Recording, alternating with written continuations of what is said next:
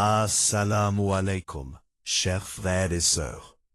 Avez-vous déjà ressenti le poids des ennemis, des obstacles, des injustices qui se dressent contre vous? Vous êtes-vous demandé pourquoi Allah permet que certains vous combattent, alors que vous cherchez la paix et la vérité? Aujourd'hui, nous allons explorer ensemble un sujet puissant. Tes ennemis te combattent? Allah prépare ta plus grande victoire.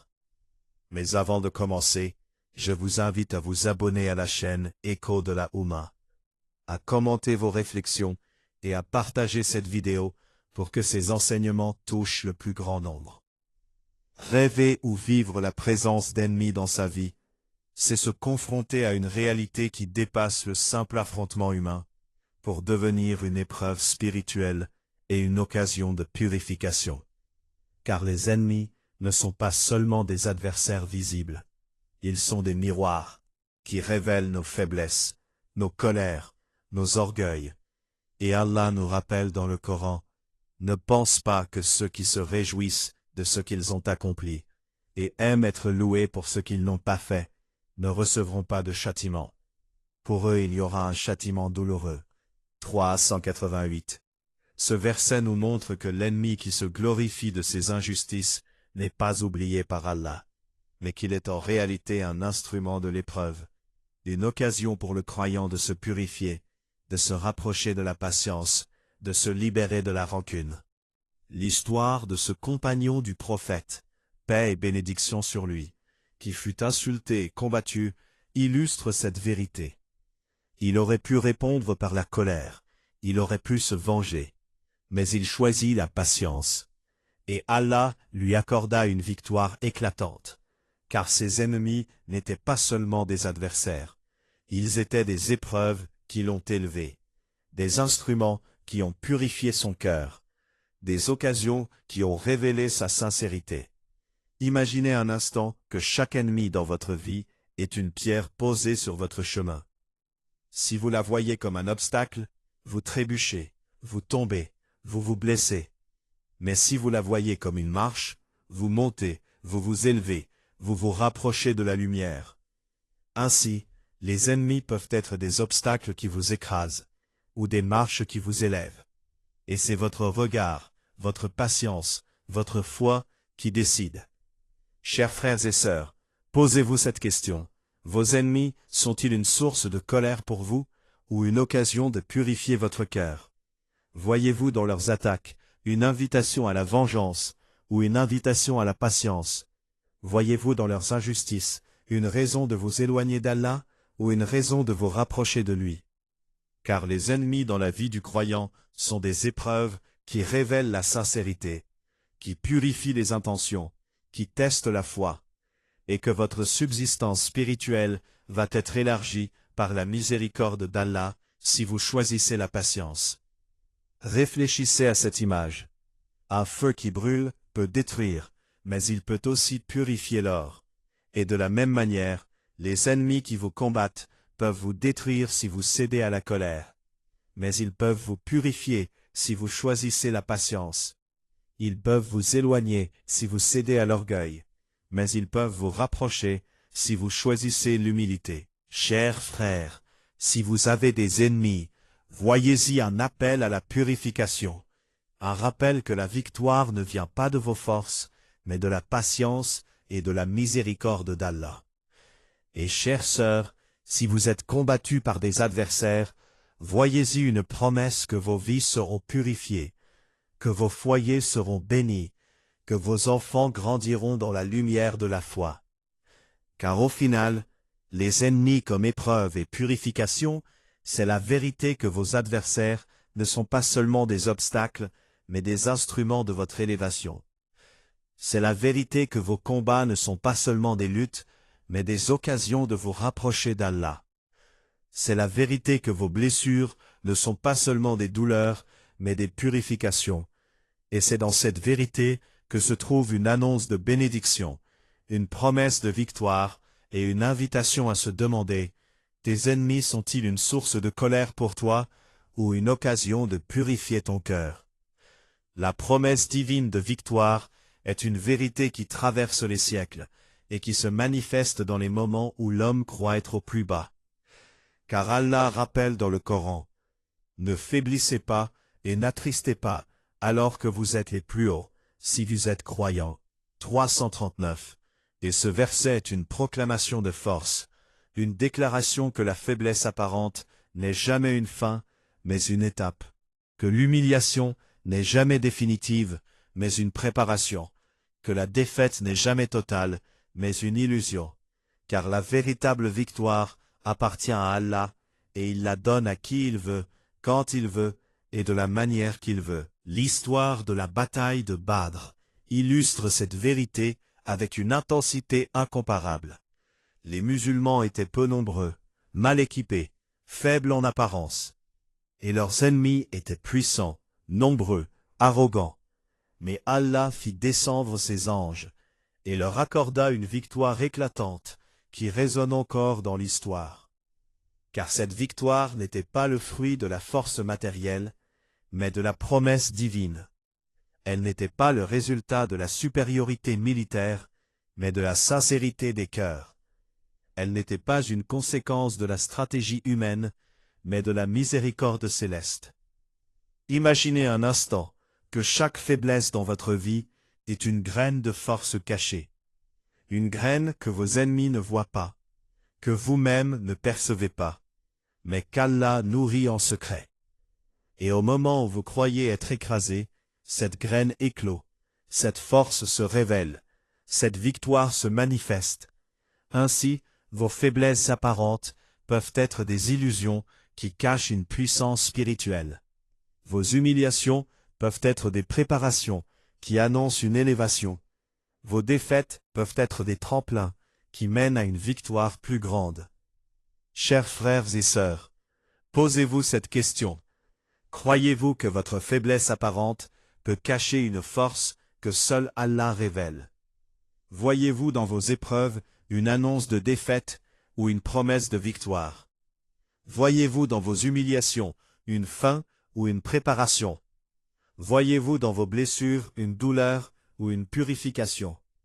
Car la promesse divine de victoire est une vérité que vos ennemis ne peuvent pas annuler, que vos faiblesses ne peuvent pas effacer, que vos défaites ne peuvent pas détruire, et que votre subsistance spirituelle va être élargie par la miséricorde d'Allah, si vous choisissez la patience et la foi.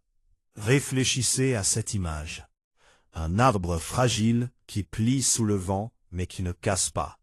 Il semble faible, il semble vulnérable, mais sa souplesse est sa force. Et de la même manière, un croyant qui plie sous les attaques de ses ennemis, mais qui ne casse pas, est en réalité plus fort que ceux qui paraissent solides. Car sa force est cachée, sa victoire est préparée, sa promesse est divine. Chers frères, si vous êtes faibles en apparence, voyez-y un appel à la confiance, un rappel que la force ne vient pas de vos muscles, mais de votre foi. Et chères sœurs, si vous êtes humiliés par vos adversaires, voyez-y une promesse que vos vies seront élevées, que vos foyers seront bénis, que vos enfants grandiront dans la lumière de la victoire divine. Car au final, la promesse divine de victoire, c'est la vérité que vos faiblesses apparentes ne sont que des illusions. C'est la vérité que vos ennemis ne sont que des instruments. C'est la vérité que vos défaites ne sont que des préparations. Et c'est dans cette vérité que se trouve une annonce de bénédiction, une promesse de victoire et une invitation à se demander « Crois-tu que ta faiblesse apparente peut cacher une force que seul Allah révèle ?» La patience face aux injustices est l'un des plus grands tests de la foi, car elle ne se limite pas à supporter une douleur ou une trahison. Elle consiste à transformer l'épreuve en élévation, à voir dans l'injustice une occasion de se rapprocher d'Allah, et à comprendre que chaque blessure est une purification, chaque humiliation est une préparation, chaque trahison est une révélation. Allah nous rappelle dans le Coran, « Et nous avons certes éprouvé ceux qui ont vécu avant vous, afin qu'Allah distingue ceux qui disent « Nous croyons » et ceux qui sont sincères. » 29, 2, 3. Ce verset nous montre que l'épreuve n'est pas une exception, mais une règle. Que la patience n'est pas une option, mais une condition. Que l'injustice n'est pas une fin, mais un passage. Et que rêver ou vivre la trahison est une annonce que votre sincérité va être testée, que votre foi va être révélée, que votre cœur va être purifié. L'histoire de cet homme pieux qui fut trahi par ses proches illustre cette vérité. Il aurait pu céder à la colère, il aurait pu se venger, il aurait pu nourrir la rancune.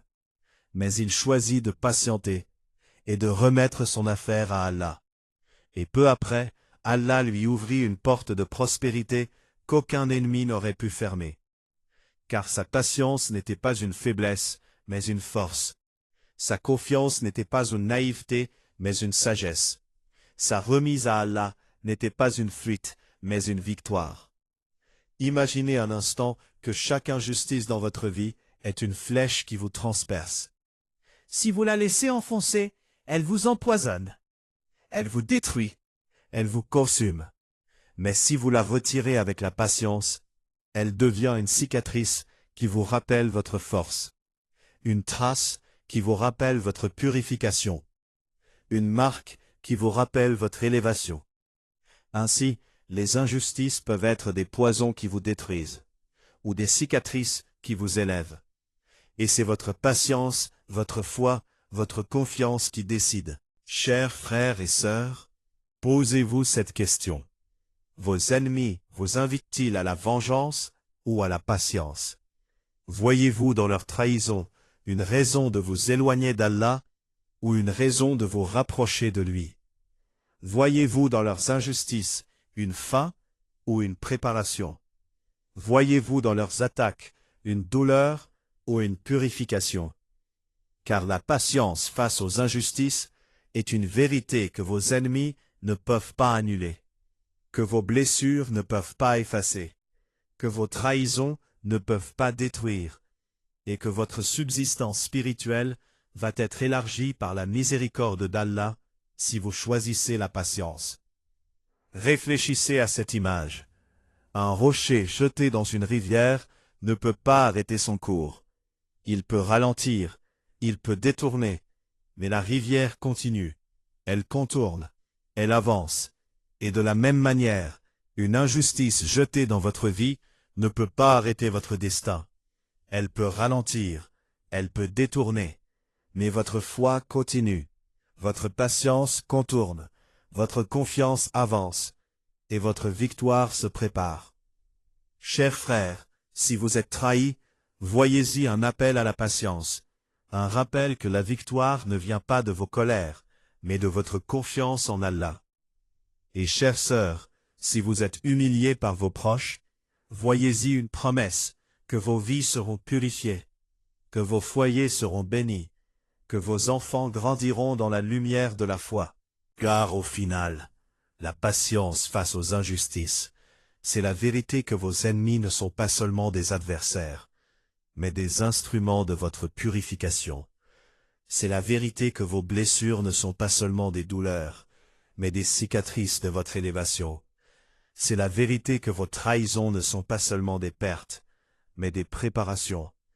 Et c'est dans cette vérité que se trouve une annonce de bénédiction, une promesse de victoire et une invitation à se demander, tes ennemis t'invitent-ils à la vengeance ou à la patience? La victoire comme élévation spirituelle n'est pas une victoire que l'on mesure par les applaudissements des foules ou par la défaite visible des ennemis, mais une victoire silencieuse, intime, qui se manifeste dans le cœur du croyant lorsqu'il choisit de se rapprocher d'Allah plutôt que de s'enfermer dans la vengeance.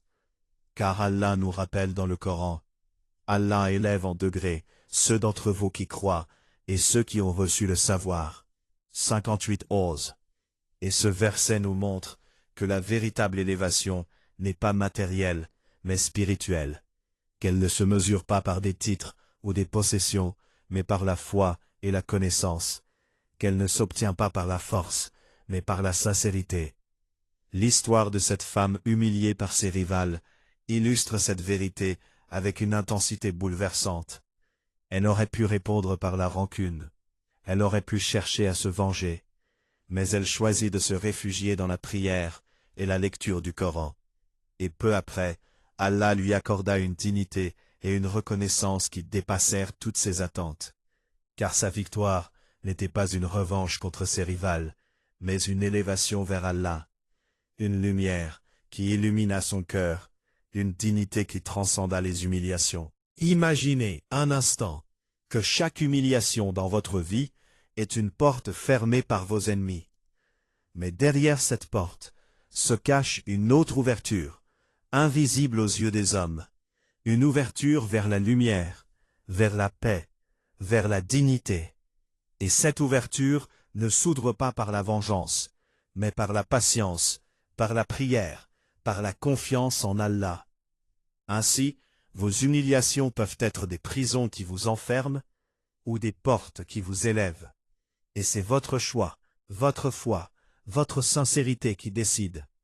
Chers frères et sœurs, posez-vous cette question. Vos victoires sont-elles des revanches contre vos ennemis ou des élévations vers Allah? Voyez-vous dans vos réussites une occasion de vous glorifier ou une occasion de vous rapprocher de lui? Voyez-vous dans vos dignités une revanche contre ceux qui vous ont humilié ou une lumière qui vous guide vers la vérité?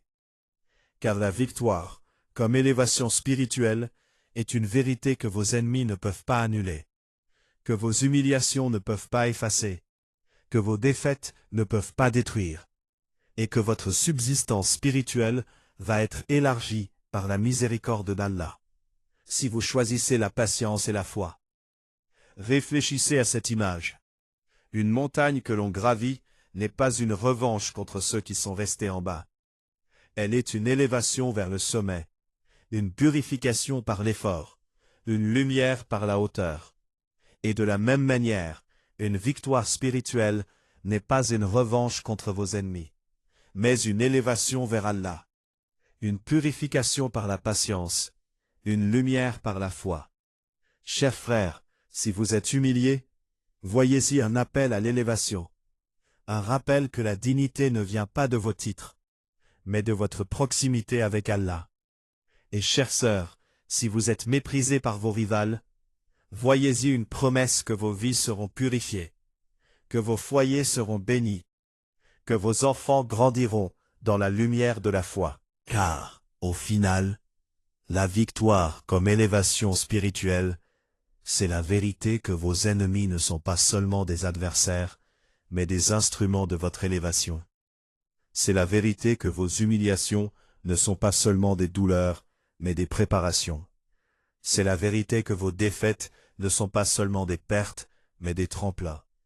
Et c'est dans cette vérité que se trouve une annonce de bénédiction, une promesse de dignité et une invitation à se demander « Ta victoire est-elle une revanche contre tes ennemis ou une élévation vers Allah ?»